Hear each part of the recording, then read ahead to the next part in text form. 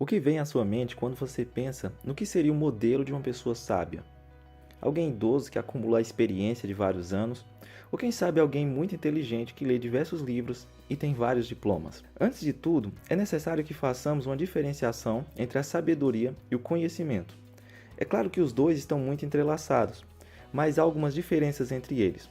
O conhecimento tem mais a ver com a quantidade de informação acumulada, enquanto a sabedoria está ligada à capacidade de agir corretamente nas diferentes situações, complicações da vida. Pensando nisso, podemos perceber que é possível ser uma pessoa inteligente, mas sem sabedoria, e vice-versa. Isso fica mais evidente quando pensamos em pessoas que têm diversas formações acadêmicas, mas fazem coisas absurdas. Ou seja, uma pessoa com muito conhecimento não é necessariamente uma pessoa sábia. Normalmente imaginamos que a sabedoria é algo que as pessoas vão adquirindo ao longo dos anos através das suas experiências. É comum até esperarmos que um idoso saiba agir melhor em determinadas situações difíceis do que um adolescente de 15 anos. Mas às vezes vemos pessoas idosas tendo atitudes que demonstram que os anos não deixam as pessoas mais sábias. Logo, a idade não é necessariamente a fonte mais confiável de sabedoria. Então continuamos com a dúvida. Como se obter a sabedoria? O rei Salomão, um dos homens mais sábios que já existiram, passou anos se debruçando sobre esse assunto e chegou a algumas conclusões que aqui resumiremos em 4 formas eficientes para você ter mais sabedoria. Mas antes, não esquece de se inscrever aqui no canal para não perder os próximos conteúdos e deixa seu like no vídeo para nos fortalecer. Primeiro, é preciso ter em mente que a sabedoria tem origem divina. Ela é dada por Deus.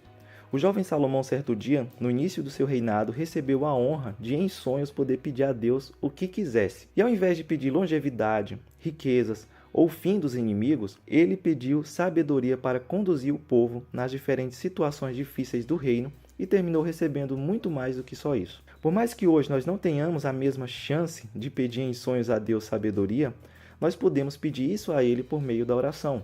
Como diz Tiago, Deus pode dar ela a todos liberalmente.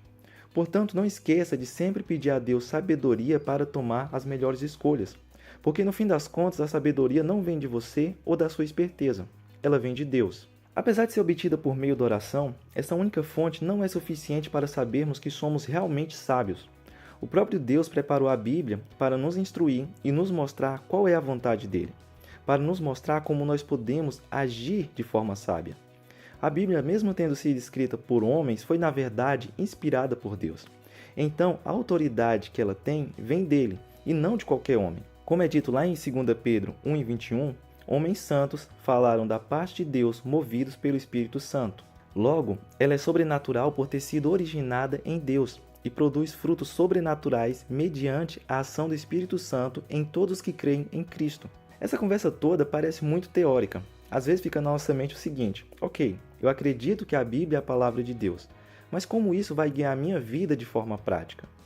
Acontece que a Bíblia é um livro, ao contrário do que as pessoas pensam à primeira vista, altamente prático.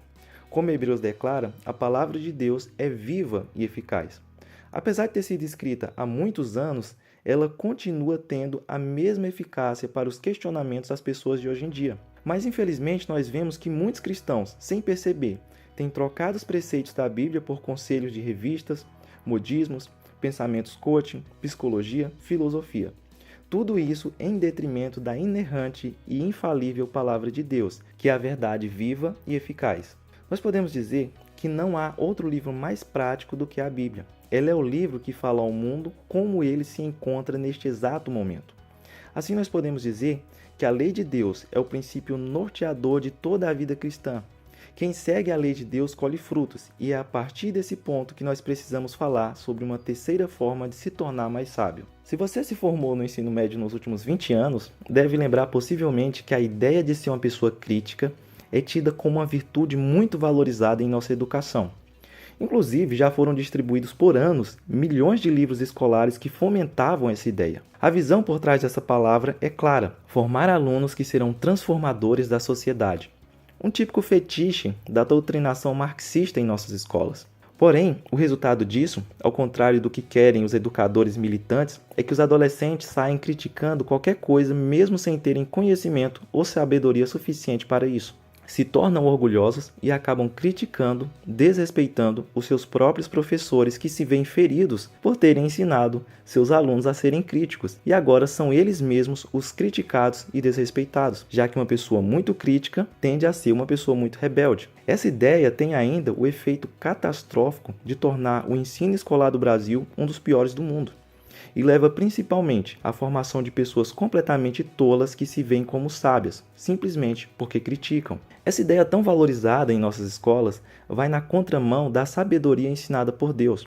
Conforme Salomão explica, para se tornar alguém sábio, você não tem que ser uma pessoa crítica, você tem que ser uma pessoa obediente à palavra de Deus. E isso é o extremo oposto. Uma pessoa sábia é, antes de tudo, uma pessoa que é capaz de obedecer a Deus e não criticar ou questionar Deus. E aqui chegamos à parte prática que já falamos. Para ser sábio, é preciso ser mais do que alguém que sabe o que deve fazer, mas não faz. Sábio é quem obedece à vontade de Deus. Agora vamos para a quarta forma, que é a mais importante de todas, sendo vista como o princípio gerador de todas as outras formas, o temor do Senhor. Essa é a ideia que Salomão desenvolve primeiro em Provérbios e sem ela nenhuma das outras existiriam. Quem teme a Deus procura naturalmente a sabedoria que vem diretamente dele, já que essa pessoa reconhece que ela é sobrenatural. Quem teme a Deus procura a sabedoria dele na Bíblia. Quem teme a Deus será naturalmente alguém obediente, por expressar com seus comportamentos a mudança do seu coração. Ou seja, é inquestionável que o princípio da sabedoria é o temor do Senhor. Deus quer que você seja sábio, conforme a verdadeira sabedoria, que é conhecida através da Bíblia e torna quem é sábio obediente. Até a próxima.